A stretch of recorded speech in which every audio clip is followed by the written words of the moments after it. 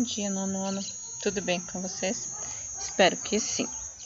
Vamos começar o nosso dia pensando que fé é assim. Primeiro você coloca o pé, depois Deus coloca o chão.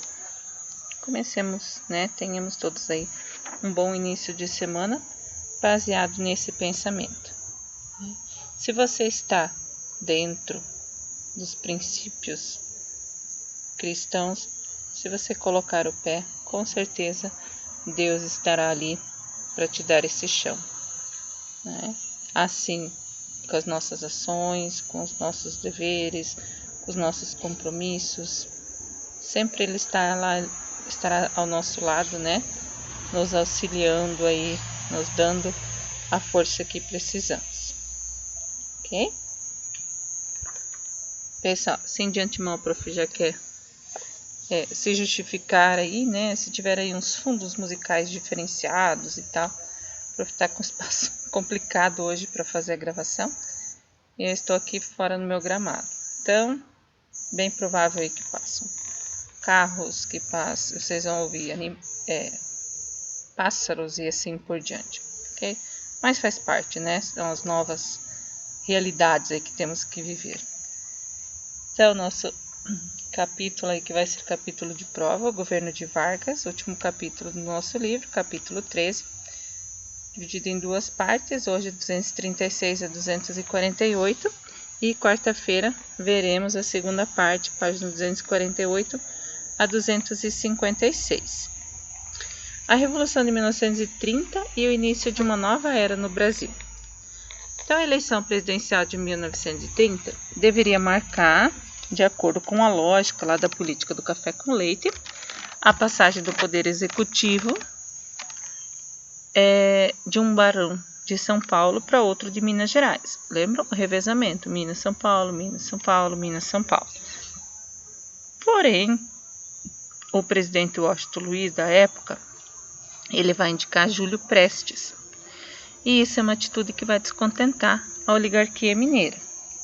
Júlio Prestes é um paulista, e o Washington Luiz vai justificar o fato dele ter escolhido esse candidato, por que ele não indicou um mineiro?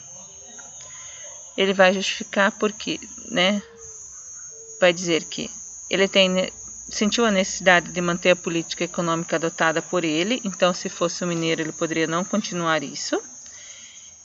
Como São Paulo era um dos estados mais ricos do Brasil, então quem deveria governar o país deveria ser um paulista, e que ele tinha receios, tinha medo que Minas Gerais rompesse com a política de valorização do café, visto que eles eram uma região leiteira e não uma região de predomínio do café.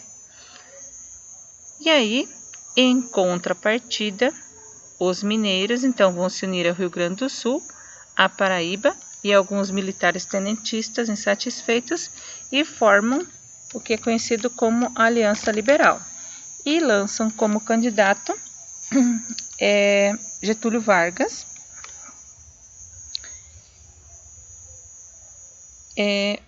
Getúlio Vargas. Durante esse processo, então, eleitoral, ele foi marcado por muitas fraudes, como já acontecia antes, E as fraudes aí foram cometidas pelos dois grupos, tanto quem defendia o paulista e quem estava com o Getúlio Vargas. E o Júlio Prestes, que era o candidato paulista, venceu a disputa. Mas lembram lá, volta do Cabresto, comissão verificadora de votos, todas aquelas ladainhas lá. Eles não vão ficar contentes, essa aliança liberal então não se conforma, digamos assim, com esse resultado. E João Pessoa, candidato a vice de Getúlio Vargas, foi assassinado.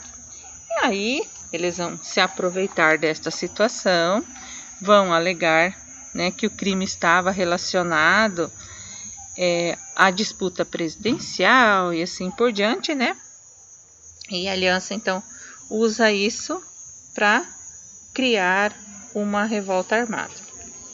E Diante disso, então, mesmo acontecendo combates em diferentes regiões, não sendo total assim, né? Ocorre a deposição do Washington Luiz e uma junta militar vai empossar Getúlio Vargas como presidente provisório. Assim, né, com essa atitude aqui em cima que a prof já falou, do Washington Luiz indicar o Júlio Prestes, que era um paulista e assim por diante, né? Era o fim, então, da política do café com leite. Não ia mais se repetir esse revezamento. Quando Vargas assume, então, o poder, ele vai assumir o governo de forma provisória. Assim que ele se torna presidente, ele coloca em prática as promessas que ele tinha feito em campanha já, que era pôr fim ao poder das oligarquias estaduais, uma vez que o regionalismo político, que ele tinha acabado com o regionalismo político já, centralizando o poder da presidência na República nas mãos dele, né? Ele vai revogar a Constituição de 1891, que era uma Constituição que ainda estava em vigor. Ele vai dissolver o Congresso Nacional, que seria o parlamento, digamos assim, e vai substituir os governadores dos estados por interventores. Esses interventores que eram conhecidos, digamos assim, né, eram pessoas ligadas ao Vargas. E todos esses atos como que eu posso dizer? Atos autoritários que ele está tendo, né? Porque ele acaba não apresentando, digamos assim, uma justificativa para essas ações. Tá? Ele não tem argumento para que mudar tudo isso, para que, E aí, o que acontece? Ele faz isso para ter poderes ditatoriais, ok? Ainda em 1930, ele vai fazer o quê? Ele vai criar o Ministério do Trabalho, Indústria e Comércio, que elabora leis para normatizar, ali a prof escreveu normalizar, era criar normas e não tornar normal, tá? Então, leis para normatizar o trabalho e a proteção de menores, como do trabalho feminino, tá? E cria as compensações sociais, como aposentadoria, pensões, e ocorre a criação da carteira do trabalho. Tá? Essas novas normas de trabalho que ele vai instituir, a gente pode citar lá a carga horária de 8 horas diária, o direito a férias, tá? Isso são compensações, são normatizações que ele cria. Com essas normas que ele vai criar, a grande maioria da população são trabalhadores, né? E aí a mídia vai colocar, a imprensa da época vai transformar então o Getúlio Vargas como o pai dos pobres.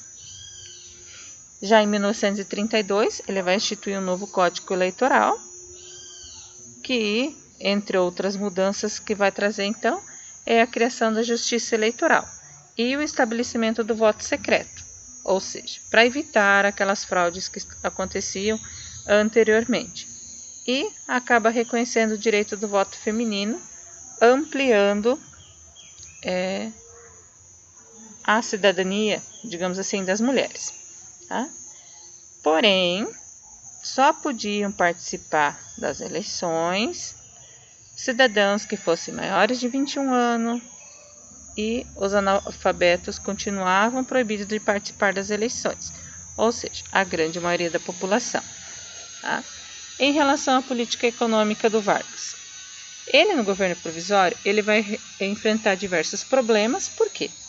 Ele está vivendo ainda os efeitos da crise de 1929. Tá?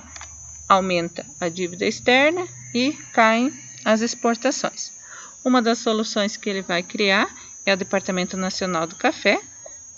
Esse Departamento Nacional do Café é responsável por comprar e destruir parte da produção do café, né, para manter esses cafeicultores, para manter um bom preço, na verdade, né, do café. Em relação à elite agrária, ele mantém uma política de proximidade com os agricultores, e isso fica evidente quando ele não inclui nos direitos trabalhistas os trabalhadores rurais. Então, não tem todas aquelas regalias dos trabalhadores rurais. Tá?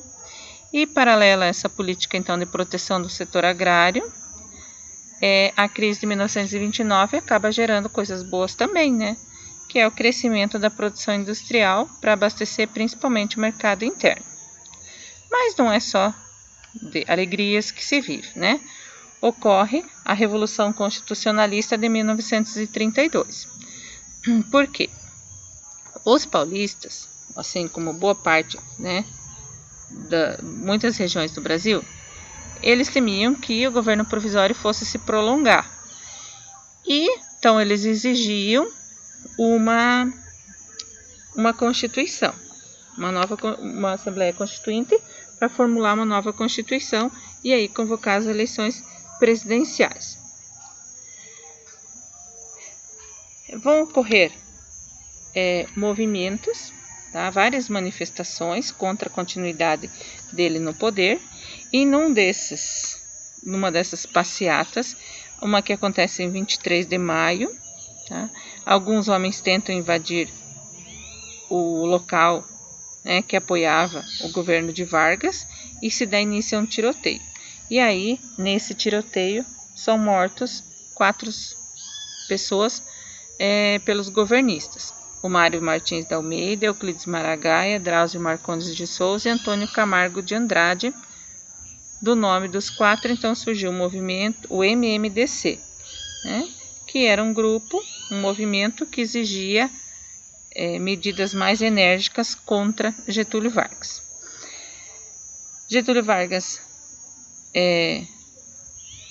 A partir disso, então, vai surgir, na verdade, essa Revolução Constitucionalista, então, de 32, ou Guerra de São Paulo, e após 3 meses de combate, os paulistas acabam assinando a sua rendição. Eles não conseguem tudo o que eles pretendiam, porém, o governo acaba cedendo algumas coisas para São Paulo, visto que São Paulo era um dos estados, né, economicamente mais importantes do país. Então, ocorrem eleições para deputados, para eles comporem uma nova Constituição.